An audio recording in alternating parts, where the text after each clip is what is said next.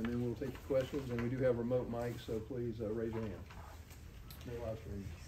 Yeah, we've had several practices since I saw you guys last, and the guys are pushing each other, challenging each other to get better.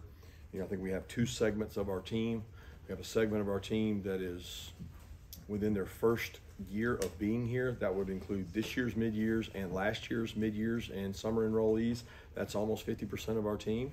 And then we have another 50% that's been here for 2 or greater years. And they're in distinctly 2 different spots. Our job is to try to accelerate the learning process for the first younger group and continue the learning process and continue to push to create depth out of our older half. I'm pleased with the work we've done this spring. I'm not pleased with where we are. We need to continue to grow and get better. We were forced to change our scrimmage to Thursday last week due to inclement weather projected for today, which that was a good decision for us because we were able to get almost the entirety of our scrimmage in, and we probably would not have been able to do that today. So we were able to go inside today and have a really highly organized, detailed, energetic practice that I was really excited about, because you don't typically get your best practices a day after a scrimmage on a Saturday. And I thought we had a really good practice today. It gives a lot of credit, number 1, to our players, number 2, to our coaches for being very organized and detailed on it, and the enthusiasm of everybody that helped make it happen. So I was pleased with how hard they worked. Kirby, just what were your general takeaways from the scrimmage on Thursday, and just what sort of stood out, offense and defense? We had more mistakes than I would have liked on both sides of the ball, but offensively, administratively, we had a lot of false start penalties, alignment issues, 2 people moving. You know, the one of the youngest spots on our team outside of outside linebacker is probably wide out when you include 2 portal arrivees. I don't know how many mid-year receivers we got. What do we have, 3 or 4? 3 mid-year receivers, 2 portals, that's 5. So 5 people basically trying to learn a new language. And it is a new language because they didn't speak that language prior to coming here. So that's a little bit of the frustration there. Probably, didn't attempt to run the ball, but we didn't run the ball as well as we did first scrimmage. Why? Maybe a little intentional, because we want to evaluate the quarterbacks and we want to throw the ball more with them. But all around, it was not as good a scrimmage as the first scrimmage, which was probably disappointing. And when you change schedules, sometimes young kids don't adjust to that well.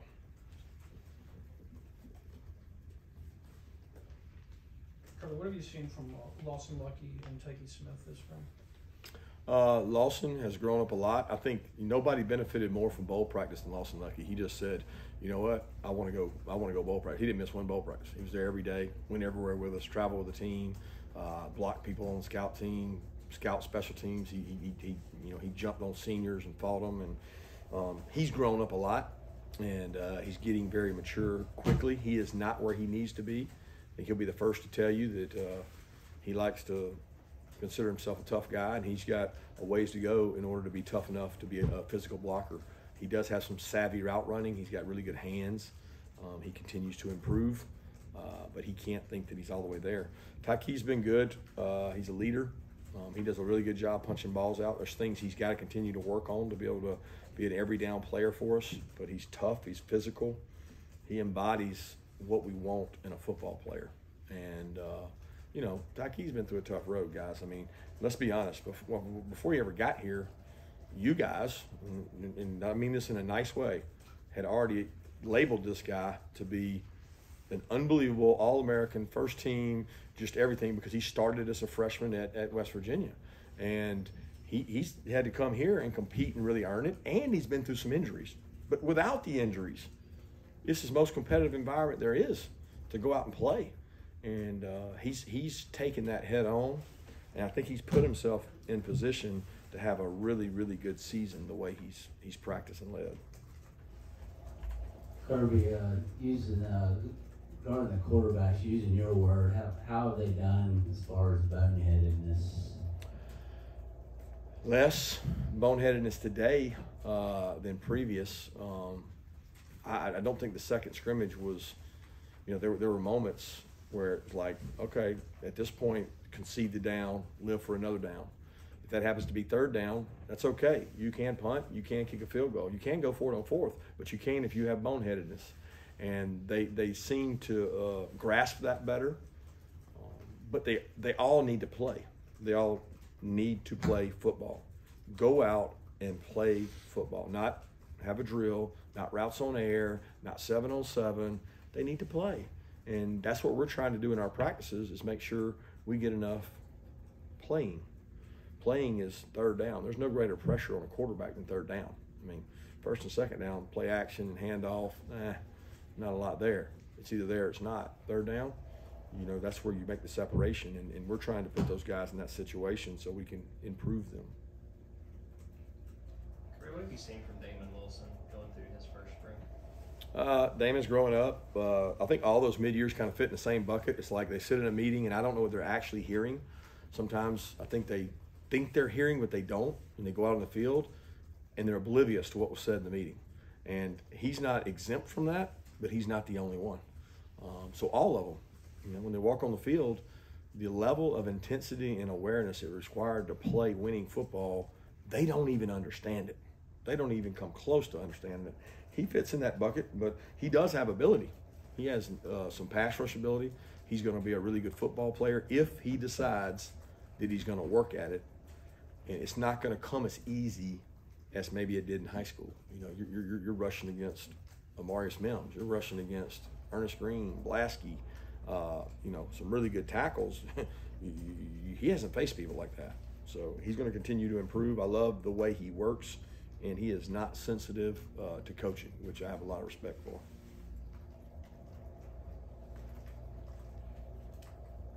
Kirby, in terms of switching the schedule and scrimmaging on Thursday rather than today, how did that change kind of what you guys did today?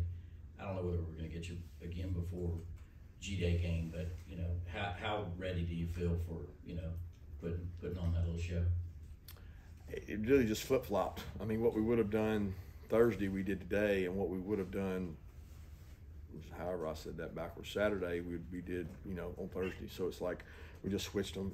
The worst part about that is that we probably didn't have enough time to clean everything up from the last scrimmage that I would have liked.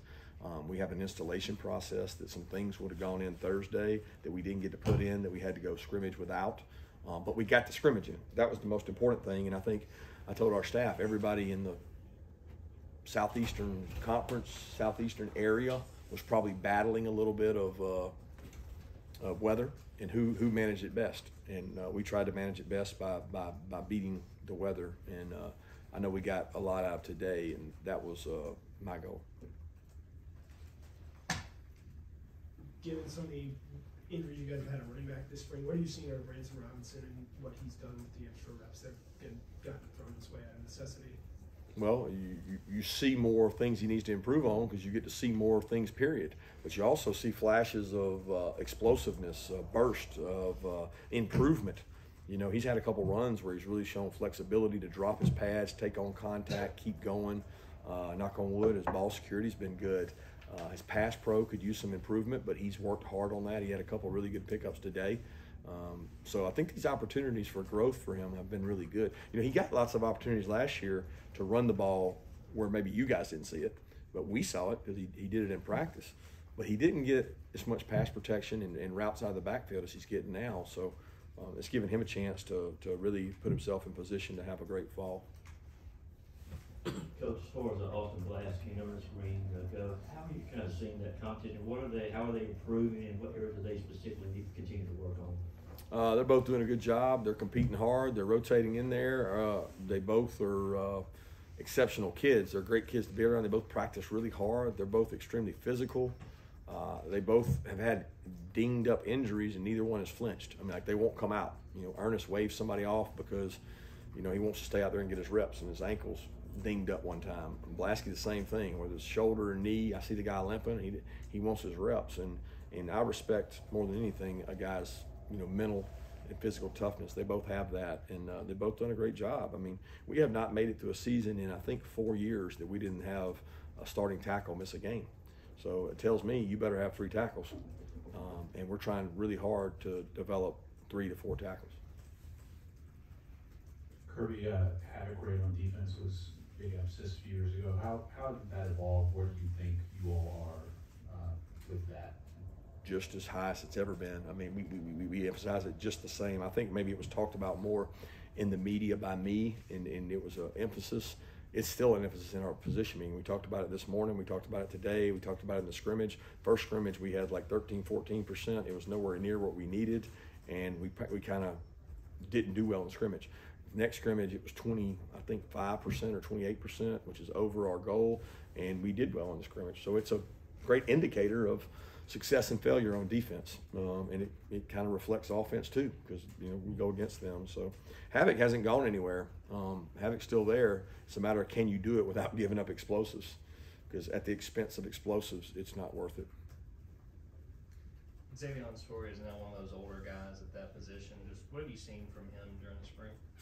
He's rotated in with the ones. He's shown some exceptional acceleration, flashes. Consistency is the biggest thing with him. Like, there might be a mental lapse every now and then, and he'll be the first to admit it, that when he gets it right, he can be really good. He's a kid that everybody else you recruit at that position, they come in and they played that position in high school. Smile played, Pop played. This kid played at a really small school until he went to IMG. Then at IMG, he had a foot injury. He lined up at the end of the line. He had never stepped back and keyed. And I got enough football awareness and football experience that kids that do that, it takes them a little while. They can't just – Channing went through it a little bit where you don't play at the second level a lot, and you got to key and diagnose. He has tools that some guys on our team don't have, and we've tried to utilize those, and we'll continue to. But he's developing, and he's rolling into those guys and playing well.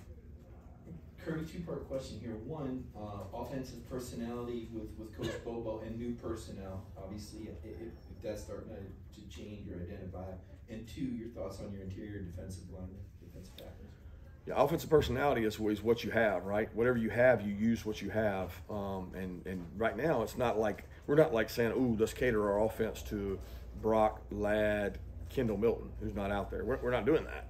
We're evaluating players, not plays. We're trying to figure out what players can help us. Then we'll worry about the plays. So I don't put a lot of pressure on offensive identity in the spring.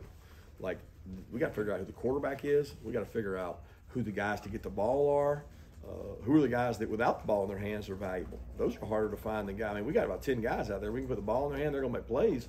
But who's blocking for them? I'm a lot more interested in who that is and figuring out who that is. So that's kind of where we are on that. And then defensive line, interior, I think that we have, we lost a really good player at that position, but we've gained depth because the players that were 2s and 3s last year are more ready to play. Christian Miller's come along. Tyingram Dawkins has come along and playing well. He's not really interior, but Bear's playing better. Nas and Zelo have to be careful not to be punching the clock. So we challenge them each day. Warren Brinson's done a good job, and then the young freshmen are going to be good players. They're not where they need to be right now. Jonathan Jefferson's a kid that's given us depth and playing well inside. So I feel good about the depth. Do we have havoc makers and train wreckers? I don't know that we got that. We got to try to manufacture that. Let's take 2 more questions. With guys like Marvin Jones and Jalen Walker that are still so early in their development but not necessarily able to be out there this spring, what kind of things are y'all having them do to stay engaged and continue along with their development? They're in every meeting. They're in every rehab. They're in every walkthrough. They get walkthrough reps. They stand behind. They have a script. They coach the position. They run during special teams. But, both those kids, I can pull up the tape and be like, man, who is that back there doing the play for like 50 yards behind? I'm like, oh, that's Jalen. Oh, that's Marvin. They're standing by me with the script. Hey, coach, why didn't he do this on that play? So they're engaged, and the strength staff has them to condition as well. So I'm very pleased with where both those guys are, and I'm pleased with how they're handling practice. Can you give an assessment of all phases of special teams, and then have you got some young guys that are showing that they're going to be contributors there? We don't really do we do phases, but it's hard to measure them because we don't. We're either going against a scout team or in the scrimmage. We might compete a little bit. I think Thorson's punted the ball well consistently.